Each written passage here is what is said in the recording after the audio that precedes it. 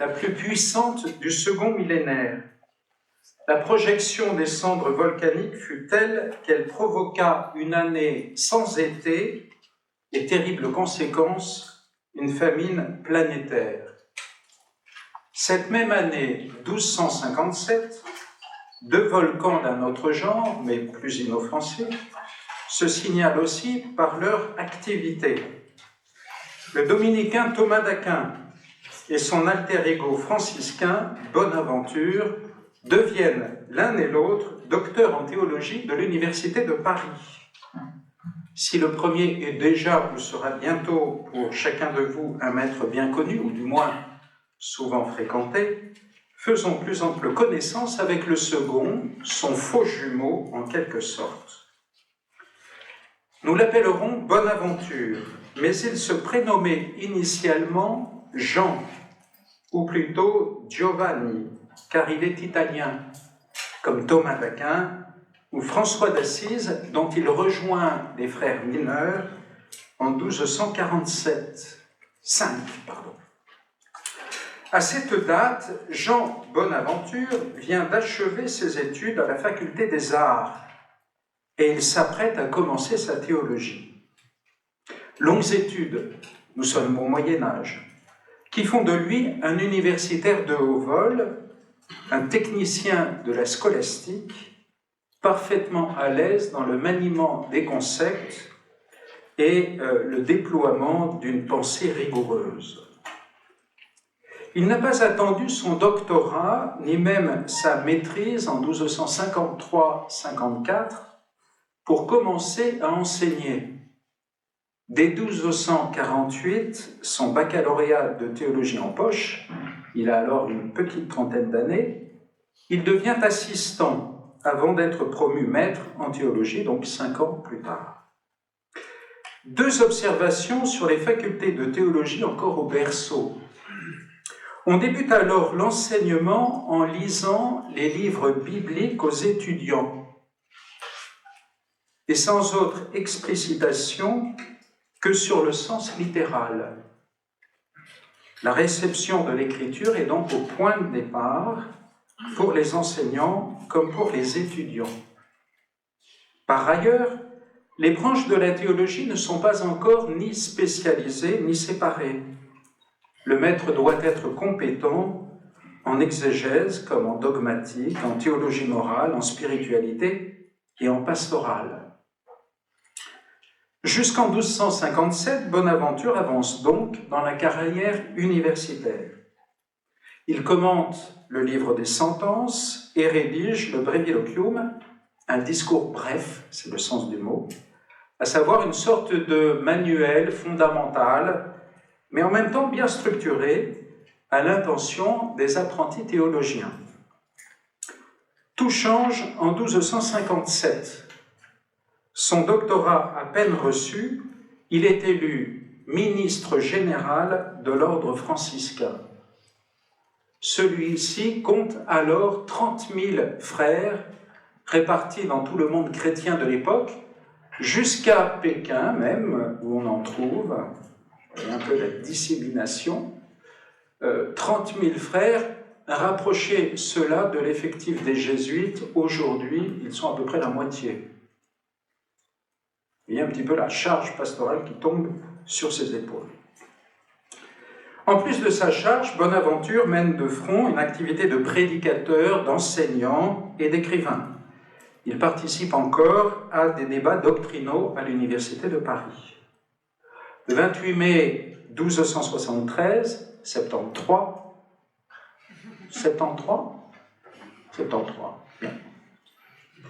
il est créé cardinal-évêque d'Albano et le pape Grégoire X lui demande de participer à la préparation du concile de Lyon, dont le programme est à la fois la réforme de l'Église et puis la réunion des églises latines et grecques.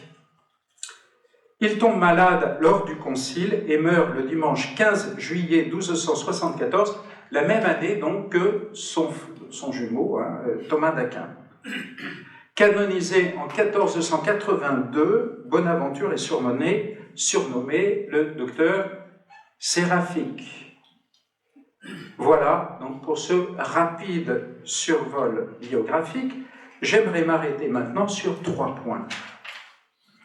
Le premier est que la théologie de Bonaventure est pour une large part une théologie d'occasion, c'est-à-dire suscitée par les questionnements de l'Église de son temps. On se représente parfois la théologie comme une discipline abstraite, détachée de la vie réelle, une sorte de spéculation cérébrale, sans lien avec les problèmes concrets de l'Église et du monde. Bonaventure nous montre le contraire. Vous vous souvenez qu'il devient ministre général de son ordre en 1257. Celui-ci est alors menacé d'une scission entre les franciscains conventuels et ceux qu'on appelle les spirituels. Le conflit porte sur la fidélité à François d'Assise. Pour les spirituels, il faut suivre le saint fondateur dans la pauvreté absolue. Et l'institutionnalisation de l'ordre leur apparaît comme une trahison de son idéal. Certains vont plus loin en adhérant aux idées de Joachim de Flore. Cet abbé cistercien, mort en 1202, projetait un séquençage trinitaire, une périodicité, si vous voulez, trinitaire sur l'histoire des hommes. Il considère l'Ancien Testament comme l'âge du Père, suivi d'un temps du Fils et de l'Église. Il nous reste donc à attendre la 3e ère, celle de l'Esprit Saint. L'histoire est interprétée dans une logique de progrès. On passe de la sévérité de l'Ancien Testament à la liberté relative du temps du Fils, jusqu'à la pleine liberté des fils de Dieu, quand viendra l'âge de l'Esprit Saint. Et avec lui, l'âge d'une nouvelle communauté affranchie de toute structure. Pour Joachim de Flore, le début du temps nouveau coïncide avec un nouveau monachisme composé à la fois de contemplatifs et de prédicateurs. Vous comprenez évidemment comment des franciscains ont adhéré avec enthousiasme à ces idées. Pour eux, l'initiateur de ce nouvel âge de l'esprit, c'est évidemment François d'Assise, et la communauté des derniers temps, celle qui rend caduque l'Église hiérarchique et toute sacramentelle, celle qui inaugure la nouvelle Église entièrement charismatique, eh bien, c'est l'ordre des mineurs. Voilà le redoutable défi qui attend Bonaventure, tandis qu'il devient ministre général à l'aube de ses 40 ans. Pour répondre aux franciscains spirituels et rétablir l'unité, il se lance d'abord dans un double travail d'unification des usages franciscains et de mémoire de la figure du poverello. C'est que les dispositions législatives ne suffisent pas à assurer l'union des cœurs. Il faut communier aux mêmes idéaux et aux mêmes motivations. Il rédige donc une biographie de François d'Assise à partir de tous les documents disponibles et aussi des témoignages des derniers témoins qui restent de François. C'est la Legenda Maior.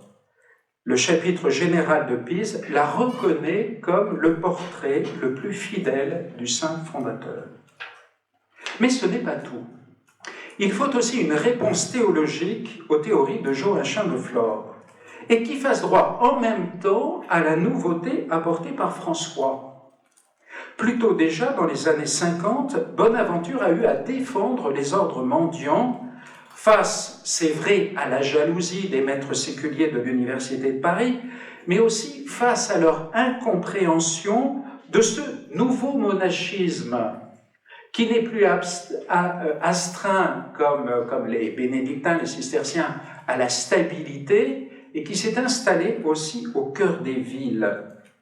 Dans un combat commun, Bonaventure et Thomas d'Aquin se font les avocats de la créativité permanente de l'Esprit Saint qui adapte l'Église au monde à travers des fondations et des charismes nouveaux. La flexibilité des ordres mondiaux leur permet ainsi d'être partout présents et de relever des défis missionnaires avec une liberté d'action inconnue jusque-là des moines. Bonaventure confesse donc l'action de l'Esprit Saint dans l'histoire et sa capacité à susciter de la nouveauté. Pour autant, vous voyez, il refuse de la confondre avec ces ruptures brutales, radicales, annoncées par Joachim de Flore et les franciscains spirituels. Leur conception spiritualiste conduirait très vite l'ordre et l'Église à l'anarchie. Les franciscains ont besoin de structure et d'une insertion dans la réalité de l'Église hiérarchique, de l'Église réelle. Ça ne tient pas seulement à une nécessité pratique, mais aussi à des raisons théologiques. Bonaventure repousse la thèse joachimite d'un rythme trinitaire de l'histoire.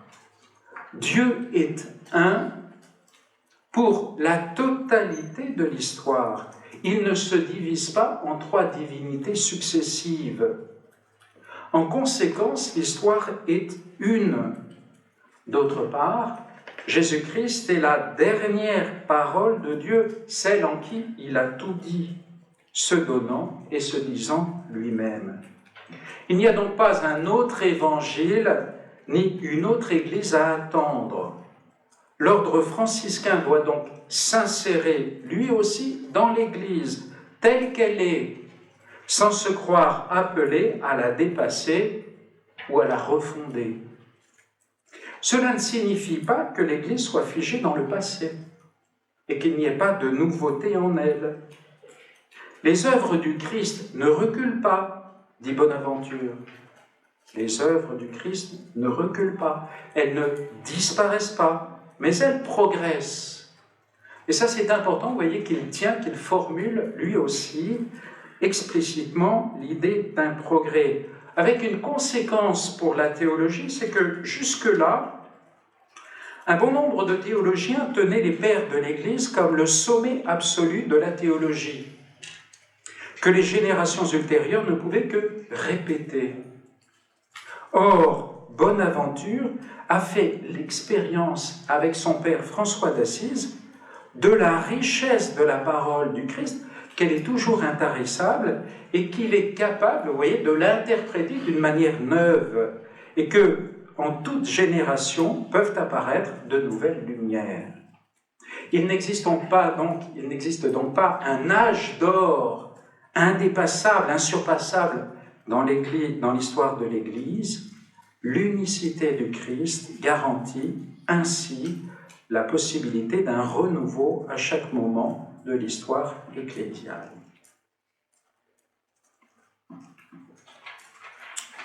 Deuxième point, pourquoi faire de la théologie ? Eh bien, nous allons revenir à nos deux faux jumeaux, Bonaventure et Thomas d'Aquin. Sur la place Saint-Pierre, leurs statues sont parallèles et placées au début de la colonnade, en partant de la façade de la basilique vaticane. L'une est sur le bras gauche et l'autre sur le bras droit.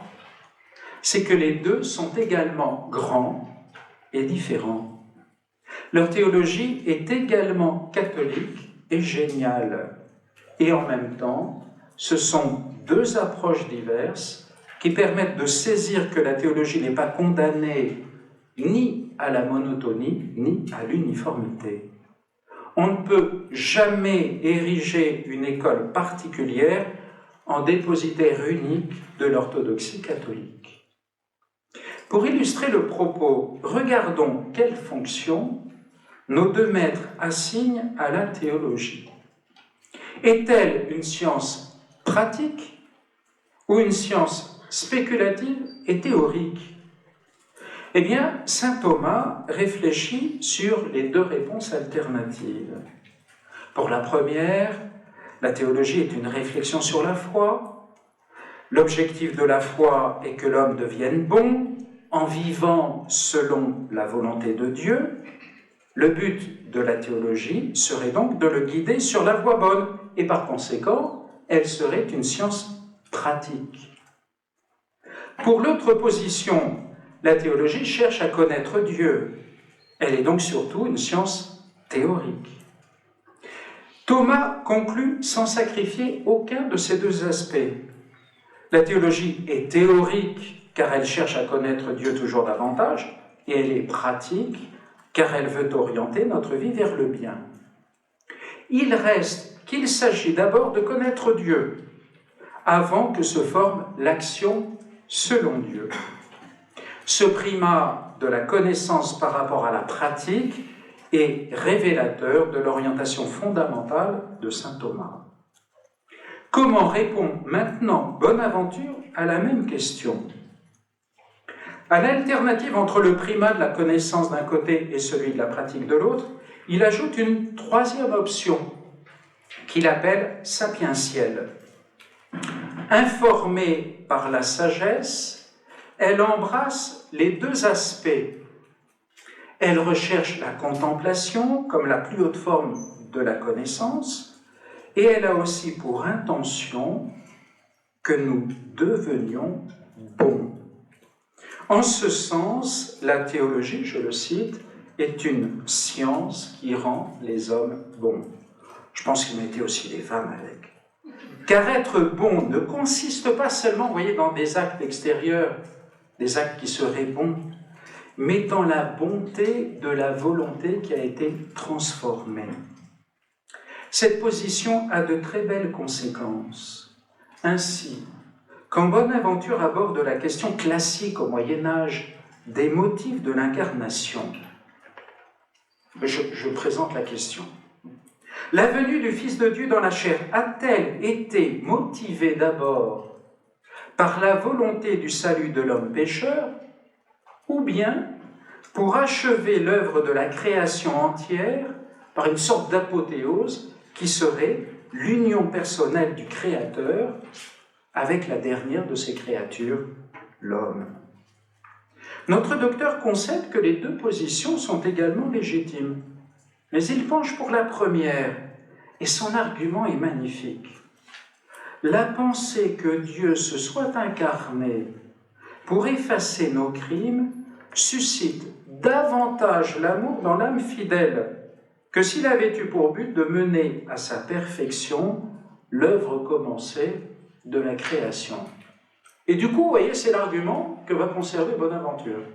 Pourquoi ? Parce que c'est des deux celui qui est le plus adéquat, le plus apte à susciter l'amour et donc à rendre l'homme bon, en percevant à quel point il est aimé de Dieu et en l'invitant à rendre ainsi amour pour amour. En conclusion, nos deux docteurs définissent différemment la destination de l'homme, son but ultime. Pour Thomas, le but vers lequel se dirige notre désir, c'est de voir Dieu. Dans ce simple acte de vision, nous serons heureux et plus rien d'autre n'est nécessaire. Pour Bonaventure, le destin ultime de l'homme est d'aimer Dieu. La rencontre et l'union de son amour et du nôtre, telle est pour lui la meilleure définition du bonheur. Ici, il est bien le fils de saint François, qui avait si bien montré le primat de l'amour à travers toute sa vie. À la question qu'on lui posait de savoir si des frères cultivés pouvaient continuer à étudier, le Poverello avait répondu « Je suis d'accord, à condition qu'à l'exemple du Christ, qui, nous dit l'Écriture, a davantage prié qu'étudié, il n'oublie pas de s'appliquer aussi à la prière, et à condition qu'il n'étudie pas uniquement pour savoir comment parler, mais pour mettre d'abord en pratique ce qu'ils auront appris, et quand ils l'auront mis en pratique, pour enseigner aux autres ce qu'ils doivent faire. Je veux que mes frères soient les disciples de l'Évangile, et que leur progrès dans la connaissance de la vérité ne fasse que suivre un progrès dans la pureté et la simplicité. Revenons à nos deux docteurs. Leurs réponses diffèrent sur le but ultime de l'effort théologique, nous l'avons constaté, mais sans contradiction aucune. Car pour nos deux docteurs, la vérité est également le bien, et le bien est également la vérité. Voir Dieu, c'est l'aimer, et l'aimer, c'est le voir. Il s'agit d'aspects différents d'une vision fondamentalement commune. Troisième point, là où la raison ne voit plus, c'est l'amour qui voit. De l'œuvre de Bonaventure, deux écrits se détachent par leur renom et leur postérité. Ce sont le Breviloquium, déjà copieusement cité, au moins implicitement, et l'itinéraire de l'esprit en Dieu. Ce dernier ouvrage est un guide de voyage, mais un guide de voyage en esprit, en Dieu. Un ouvrage exigeant de théologie mystique composé en 1259 sur le mont Alverne, c'est-à-dire là même où François a reçu les stigmates. Bonaventure en rapporte les circonstances dans son introduction. Tandis que je méditais sur les élévations de l'âme vers Dieu, je me remémorais, entre autres choses, le miracle arrivé en ce lieu à saint François lui-même. La vision du séraphin ailé en forme de croix.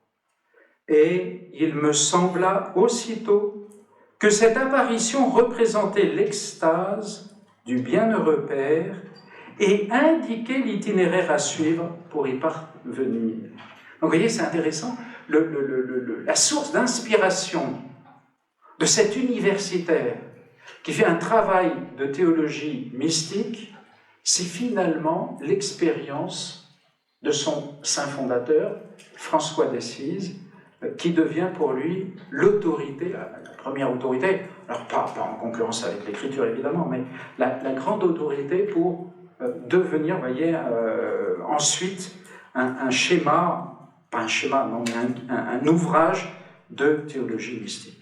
Alors, je n'ai pas le temps de vous le présenter, ne serait-ce que le plan, mais gardons présent à l'esprit que cet ouvrage, qui reste maintenant un classique de la théologie spirituelle chrétienne, s'origine dans l'expérience mystique de François. Bonaventure, l'universitaire puissant, s'est mis à l'humble école de son bienheureux Père. Et les lignes qui concluent l'itinerarium, donc l'itinéraire, sont le fidèle écho de l'attitude théologique et spirituelle de Bonaventure. Si à présent tu soupires de savoir comment peut advenir la communion mystique avec Dieu, interroge la grâce, non la doctrine, le désir, non l'intellect, le murmure de la prière, non l'étude des lettres, l'époux, non le maître, Dieu, non l'homme, le brouillard, non la clarté, non la lumière, mais le feu qui tout enflamme et transporte en Dieu, avec les fortes onctions et les très ardentes affections. Entrons donc dans le brouillard, étouffons les angoisses, les passions et les fantômes. Passons avec le Christ crucifié de ce monde au Père, afin qu'après l'avoir vu, nous disions avec Philippe, « Cela me suffit ». Alors attention à ne pas nous méprendre.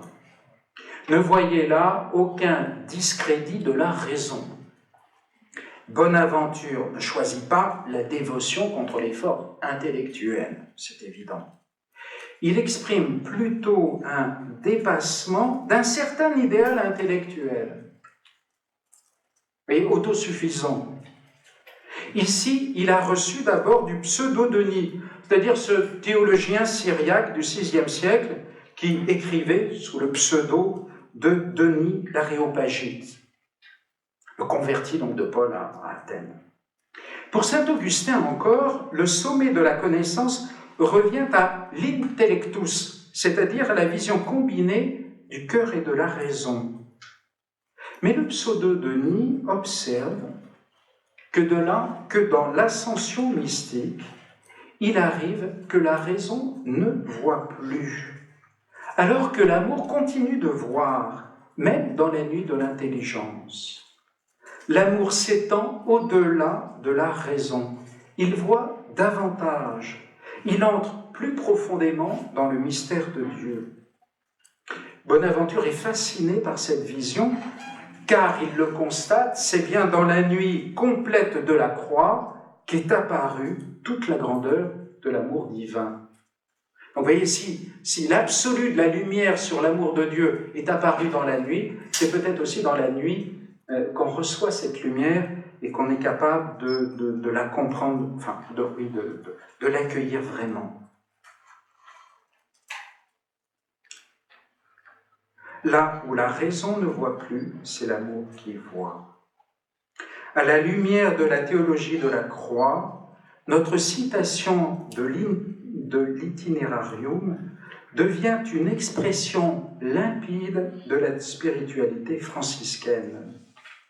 Si tu brûles de savoir comment advient l'ascension vers Dieu, interroge la grâce, non la doctrine, le désir, non l'intellect, la plainte de la prière, non l'étude de la lettre, non la lumière, mais le feu qui enflamme toute chose et transporte en Dieu.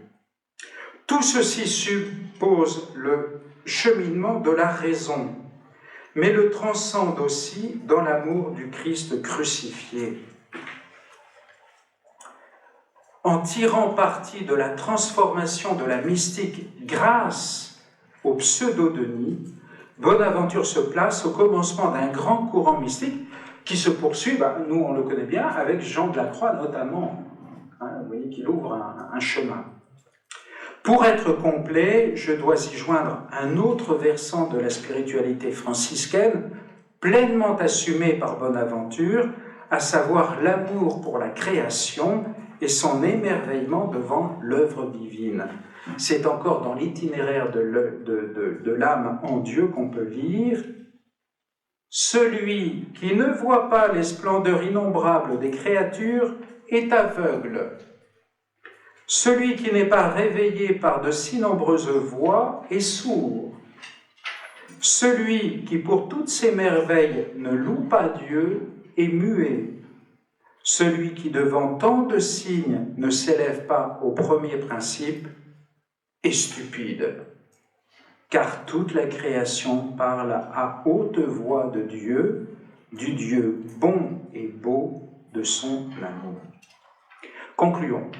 Nous avons cheminé le temps d'un exposé avec un théologien qui est un saint.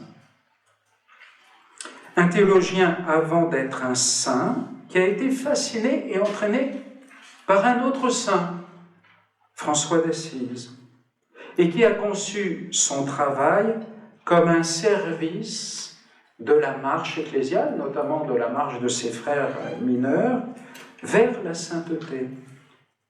Entendons-le une dernière fois et recevons de ce grand pédagogue une invitation à la joie dans l'exercice même du travail théologique. Le travail théologique apporte à ceux qui sont parfaits dans la foi, et je crois aussi à ceux qui sont en marge de la perfection de la foi, leur apporte une joie profonde, car l'âme se réjouit de façon merveilleuse quand elle peut comprendre ce que déjà elle croit parfaitement. Merci beaucoup de votre patience.